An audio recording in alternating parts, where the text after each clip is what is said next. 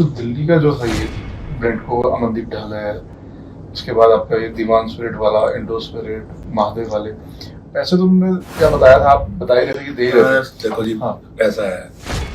Indo spirit वाला तो 100 करोड़ रुपए एडवांस देके बैठे थे। वो तो कहते थे 100 रुपए की ज्वाइनिंग की है, 100 रुपए की ज्वाइनिंग की है। ठीक है, वो तो सबको ही बोलते थे कि जी, क्योंकि सबसे बड़ा धंधा उसी के पास था।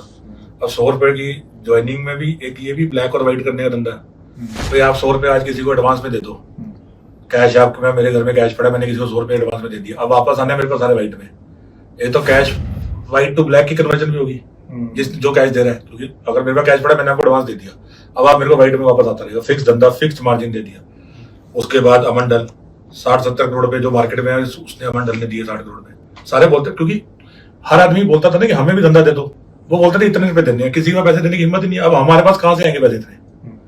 ऐसे ही महादेव लिकर है, वो महादेव लिकर ने भी इतने पैसे दिए, 50 करोड़ की फिगर थी मार्केट में, और 50 करोड़ में दिए भी है। इसके बिना धंधा भी नहीं मिल सकता उसके बिना। ऐसे ही वो दीवान स्पिरिट है, उसका धंधा इनसे थोड़ा सा छोटा था, तो उसने 30 करोड़ में दिए। बस यही, ये मतलब, और इसके सिवाय ये तो सिर्फ, ये तो मतलब ऐसा है कि जिसके मैं आपको बता रहा हूँ ना कि अगर आप एक्साइज में जाके मतलब आंख बंद करके भी पत्थर मारोगे, उसको भी पता है, हर आदमी को पता है ये बात।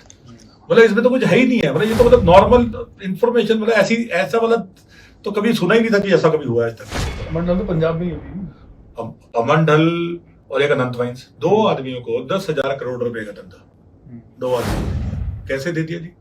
आप मेरे को बताओ, हरियाणा के अंदर पॉलिसी है, एक शहर में 6 L1 होते हैं। कंपटीशन क्या करता है? अगर एक दुकानदार ने या एक कस्टमर ने खरीदनी है, 6 दुकानें हैं, तो उसको तो फायदा ही मिलेगा ना। क्यों दिए 2 आदमियों को? मतलब कोई रीजन तो बताओ कि ये 2 आदमी ही क्यों करेंगे? आप क्यों नहीं दे देते हर शहर में 2 आदमियों को, ताकि कंपटीशन, कस्टमर के लिए तो कंपटीशन ज्यादा अच्छी बात है। आप बोल रहे हो, लोग कहते हैं कंपटीशन क्रिएट करो, आप कह रहे हो रिस्ट्रिक्शन क्रिएट करो। ऐसी रिस्ट्रिक्शन क्रिएट कर दी, 2 आदमियों को सारा धंधा दे दिया। आज की डेट में अमन ढल प्रिंट को और अनंत वाइन्स पंजाब में जिस भी रिटेलर का धंधा बंद करा सकते हैं, जिसको ना माल दें उसकी दुकान बंद हो जाएगी, वो बेचारा पैसे देकर मर जाएगा। आप और अच्छा, आप इसमें मेरे से नहीं, पंजाब के किसी भी रिटेलर से जो बताने की हिम्मत करेगा उससे पूछ लो। वहां भी सेम मतलब जब हिसाब किताब सब कुछ सेम है, तो चेंज कैसे होगा? सब कुछ सेम है उसके अंदर। ये तो मतलब हर तरह के पैसे लेने जाते थे। अठारह में आपका भी नाम है वैसे। अब मेरा नाम, मैं तो रिटेलर, मैं तो दिनेश अरोड़ा को जानता था। अब लोग मेरे को लोग दिनेश अरोड़ा बोलते रहते हैं। मेरा नाम अमित अरोड़ा है जी, अमित अरोड़ा। मैं दिनेश अरोड़ा नहीं हूँ। मेरे को कोई L1 का धंधा नहीं मिला, 1% का भी धंधा नहीं मिला। मेरे पास रिटेल का धंधा है, जो मैंने हाई कोर्ट से मेरे को मिला है। High court, Delhi high court से कोई जीत के लेके आया हूं मैं। मेरे पास कोई और बिजनेस नहीं था। अब मेरा नाम डाल दिया, अब नाम डाल दिया तो मैं तो इंक्वायरी ज्वाइन कर ली, मैंने तो एक भी मिस नहीं की। पॉलिसी बनाने में तो सारा काम जो है वो विजय नायर का था, समीर महेंद्रू का था, अमन ढल का था, मैडम चड्डा का था, और एक अरुण पिल्लई नाम का ये जो अमन ढल है वो ब्रिंडको है, और जो समीर महेंद्रू इंडो स्पिरिट है, मैडम चड्डा महादेव लिकर है, और जो ये है क्या कहते हैं अरुण पिल्लई है। बनाया कितना होगा? अरे आप पैसा तो मतलब मैं बता रहा हूँ, अगर कोई बंदा ड्रग्स भी बेचे तो भी इतने पैसे नहीं बना सकता। 10 करोड़ रुपए भी लगाए होंगे और 150 करोड़ रुपए कमाए हैं अभी तक। और ये सारा सिर्फ ये पैसा कमाने का तरीका नहीं था, ये एक और तरीका था। क्या किया? 100 करोड़ रुपए एडवांस दे दिए कैश में। इन्होंने 100 करोड़ रुपए अपने इलेक्शन में लगा दिए, कहीं भी हरियाणा पंजाब में इलेक्शन में लगा दिए, गोवा में लगा दिए। लेकिन अब जब वो पैसा वापस आ रहा है, पहली पॉलिसी है जिसके अंदर लिख दिया जी कि इस पैसे को आपको 12% देना ही पड़ेगा। नहीं तो क्या होता है, डिस्ट्रीब्यूटर और एक रिटेलर का या डिस्ट्रीब्यूटर और एक कंपनी का रिलेशनशिप, वो दोनों आपस में डिसाइड करते हैं। अगर आप टीवी के डिस्ट्रीब्यूटर हैं तो कोई सरकार थोड़ी बताती है कि कितना पैसा डिसाइड होगा। ये तो इन्होंने डिसाइड कर दिया, 12% फिक्स कर दिया। अब एक आदमी 10 करोड़ रुपए लगाए और हर महीने 10 करोड़ रुपए कमाए। ऐसा धंधा तो मैंने तो आज तक जिंदगी में देखा नहीं और सोचा नहीं। ऐसा मतलब पूरे, ये तो सिर्फ वो जो वैल्यूएशन होती है ना, पेटीएम बन गया जी, 100 पेटीएम ने खोला और हजारों करोड़ का बन गया, वही चीज चल रही थी। अगर ये चलता रहता तो ये हजारों करोड़ रुपए का फ्रॉड था। ये तो सरकार के बीच में पता चल गया। मतलब इतना ओपन फ्रॉड था कि एक्साइज के पीएन को भी पता था कि क्या हो रहा है। मतलब इन्होंने क्या किया, सारी दुनिया को मार दिया और सिर्फ कुछ लोगों को जिंदा कर दिया। सारे रिटेलर्स पुराने मार दिए बेचारे, सारे लोगों को मार दिया। ये तो हाई लगी है जिनको सरेआम, जो इन्होंने ये किया। अभी तो चर्चा भी चल रही थी ना, अब आप सोचो, वैसे भी नहीं, पहले एक बात सोचो, वो भी बताता हूँ मैं आपको। पहले एक बात सोचो, पहले 10 लाख रुपए का लाइसेंस था होलसेल का, इन्होंने 5 करोड़ का कर दिया पूरे हिंदुस्तान में। मैं भी आपको बता रहा हूँ, पूरे हिंदुस्तान में कहीं दिखा दो 5 करोड़ का लाइसेंस। क्यों कर दिया? ताकि छोटा प्लेयर एग्जिस्ट ही ना करे। 10-12 लोगों ने बेचारों ने L1 लिया, 4 छोड़ गए, 3 छोड़ गए। क्यों? क्योंकि छोटे प्लेयर को 5 करोड़ की फीस ही नहीं आ सकती कभी पूरी, क्योंकि बिजनेस तो 80% इनके पास चला गया। बाकी आदमी तो बेचारा फीस भी अपनी वो नहीं कर, ताकि धीरे धीरे क्या हो कि सारा बिजनेस इन चारों के पास आ जाए।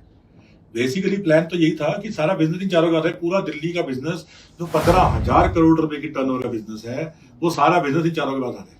अल्टीमेटली तो यही प्लान था। गवर्नमेंट को बैठने नहीं।